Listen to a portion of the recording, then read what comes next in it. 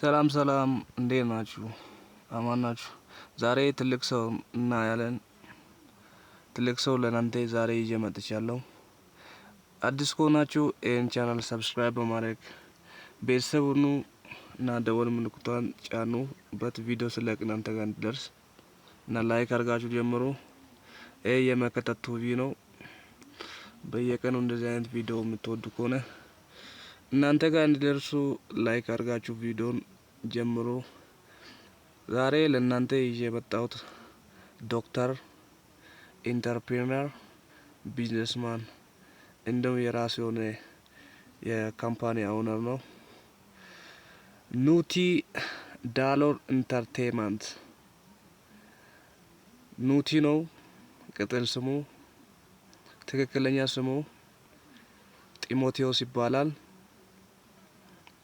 እንዲሁ በአሁኑ ሰዓት በኢትዮጵያ ዙሪያ ክልል ከተሞች እንዲሁ በአዲስ አበባ ወጣቶችን ያበረታታና ኮንተንት ክሬተር፣ ቪዲዮ ኤዲቲንግ፣ ግራፊክ ዲዛይን ያስተማረ የሚገኘው በትክክለኛ ስሙ ጢሞቴዎስ ይባላል።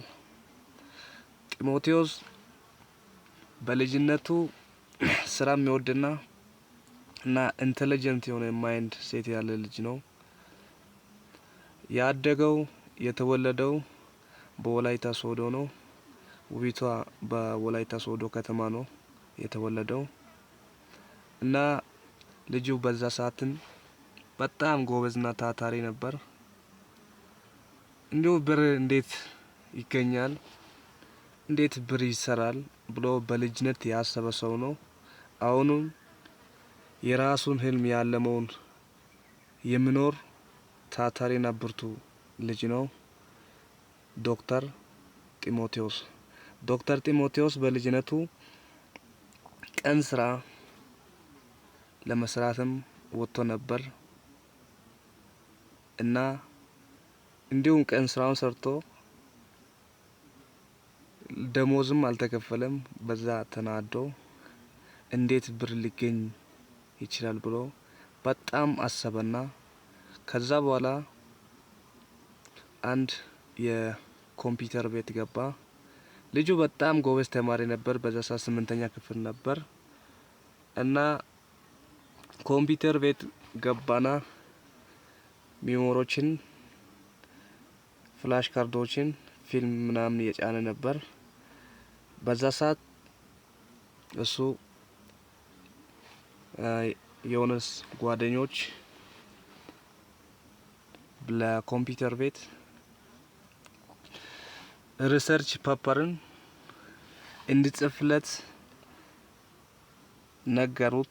ከዛ በኋላ ልጁ በጣም ፈጣኝ ነውና በሪሰርች ፔፐርን ጻፈ።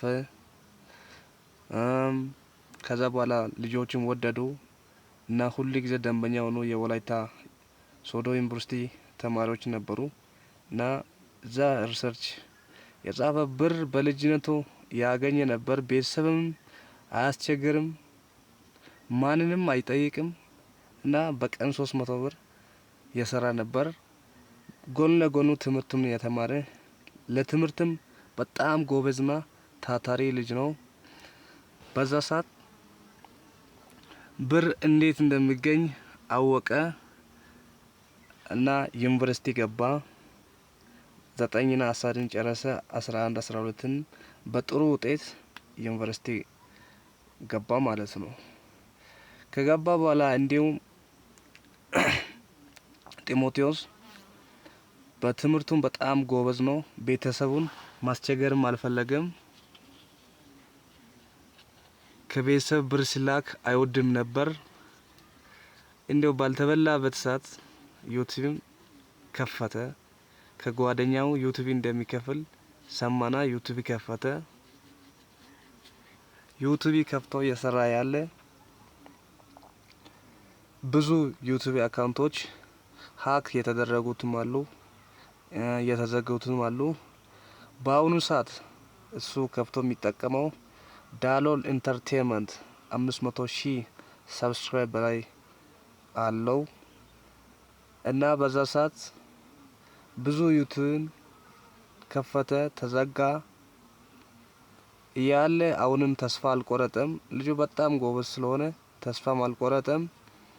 እየሰራ ያለ በ30,000 ብር በመጀመሪያ ሰዓት 30,000 ብር አገኘ እና ጓደኞችን የራሱን ጓደኞችን ጋበዘ፣ አወቀ ስራውን። ከዛ በኋላ ዳሎል ኢንተርቴይንመንት ዶክተር ጢሞቴዎስ በሜዲሲን ተማሪ ነበር ዩኒቨርሲቲ ያለ። በሜዲሲን ተመርቆ ወጣ ከዩኒቨርሲቲ ማለት ነው። ከዩኒቨርሲቲ ተመርቆ ከተመረቀ በኋላ ኮሮና ነበር፣ እቤት ተቀመጠ። አሁንም እየሰራ ነው። እቤት ቁጭ ብሎ እየሰራ ነበር። 6 ወር ኮሮና ነበር እየሰራ ያለ። የራሱ የሆነ ዌብሳይት ዴቨሎፕ ማድረግ ፈለገ። በጣም ጎበዝ ስለሆነ በራሱ ዌብሳይትን ዴቨሎፕ ማድረግ ቻለ።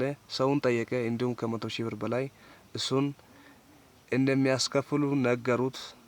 እሱ ግን እኔ በራሴ ከፍታለሁ ብሎ የራሱን ዳሎል ገበያ የሚል ዌብሳይትን ዴቨሎፕ አደረገ። በአሳዛኝ ሁኔታ ለሱ ወንድም ነበር። ያ ወንድምም ዳሎል ገበያ ላይ እንዲሰራ ሀሳቡ ነበር። ግን ወንድሙ እንደ እግዚአብሔር ፍቃድ ሆኖ እሱም በአሳዛኝ ሁኔታ ሞተ። ዳሎል ኑቲ በጣም ልቡ ተሰበረ በሆነ ኬዝ ምክንያት ልጁ ከሞተ በኋላ እና የራሱ የሆነ እሱ ሀሳቡ አልነበረም። የራሱ የዳሎል ኢንተርቴይንመንት ለራሱ አውነር መሆን አልፈለገም። ለወንድሙ ነበር ያሰበው። ግን ስላልተፈቀደው ፈጣሪ ወንድሙን ጠራ። ዳሎል ኢንተርቴይንመንት ከዛ ቀን ጀምሮ በጣም በትጋት የሰራ ዳሎል ገበያን ከፈተ። ዌብሳይቱን ዴቨሎፕ አደረገ። እንዲሁ ክላውድ ኮምፒውቲንግ ጀመረ፣ ኦንላይን ቢዝነስ። በአሁኑ ሰዓት ስቲል ሰው ሁሉ የሚያውቀው ዳሎል ኢንተርቴይንመንት የሚታወቅ ካምፓኒ ነው። ኮንተንት ክሬተር፣ ግራፊክ ዲዛይን፣ ቪዲዮ ኤዲቲንግ ሁሉን የሚያስተምር እና ምርጥ ሁሉም በክልል ከተሞች አሁንም ዞሮ የሚያስተምር ወጣቱን ቢዝነስ ማን ያደረገ ያለ ሰው ነው። ዳሎል ኢንተርቴይንመንት ለኢትዮጵያም ሆነ ለወላይታም በጣም ትልቅ ልጅ ነውና እሱም ዳሎል ኢንተርቴይንመንት ይባላል። ዳሎል ኢንተርቴይንመንት የራሱን ትዳር አጋሩን በዩኒቨርሲቲ ያለ ነበር የጀመረው። በዩቲዩብ ነበር የተተዋወቀው። ከዛ በኋላ ኮሜንት ላይ እየተጻጻፉ ነበር። የአዳማ ልጅ ነበረች። እሷ ምርጥ ታታሪና ጎበዝ ነበረች። ከዳሎል ኢንተርቴይንመንት ቀኝ እጅ ሆና ከኑቲ ጋር የሰራች ነበር። እሷንም ትዳር አጋር ለመያዝ ዳሎል ኢንተርቴይንመንት በቅቷል። እሷም ጎበዝና ታታሪ ጨዋ ልጅ ናት። በአሁኑ ሰዓት እሷም ሾፒንግ የሰራች ነው። ጥሩ ልጅና ለኢትዮጵያ አራዊ የሆነ ልጅ ነው። በጣም የሚወደድና ከልክ በላይ ለኛ ለወጣቶች እንዲሁም ለኢትዮጵያ የሚያስፈልግ ልጅ ነውና ዳሎል ኢንተርቴይንመንት በጣም ከልብ እንወዳለን፣ እናመሰግናለን እያልን ይሄ ከክልል ከተማ የመጣ ምስጋና ነውና እኔ ይሄን ቪዲዮ ስሰራ በሱ ተነሳሽነትና በሱ ምክር የተነሳ ነውና ይሄን ቪዲዮ የሚሰራው። ስለዚህ ላይክ አድርጋችሁ ሰብስክራይብ አድርጉ። በጣም ከልብ ወዳችኋለሁ። አመሰግናለሁ። ዳሎል ኢንተርቴይንመንት ኑቲ፣ የኑቲ ባለቤት ፈጣሪ እናንተን እስከ ዘላለም ይባርካችሁ። ከልብ ከልብ እወዳለሁ። እንወዳለን ኑቲ